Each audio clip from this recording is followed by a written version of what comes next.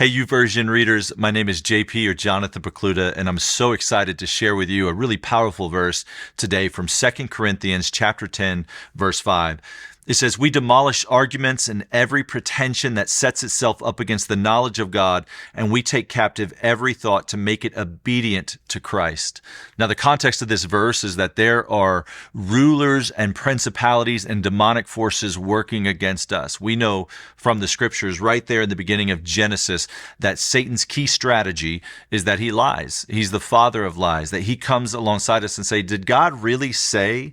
God is not really good, and God does not want good for you. And we know that God is a good father, that he protects us and he cares about us, and he's given us his word to guide and direct us. And so we're to take those thoughts captive and make them obedient to Christ. What does it look like to take thoughts captive? Well, I'm reminded of a time that we lived in a house with a rat problem.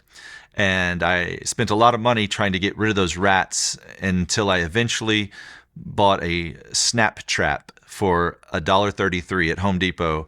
And I set the trap and caught a rat.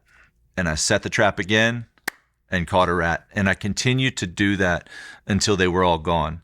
And in the same way, when we have a thought, we need to look at that thought and say, okay, is that consistent with the truths of the scriptures? Is that consistent with the realities of Jesus Christ?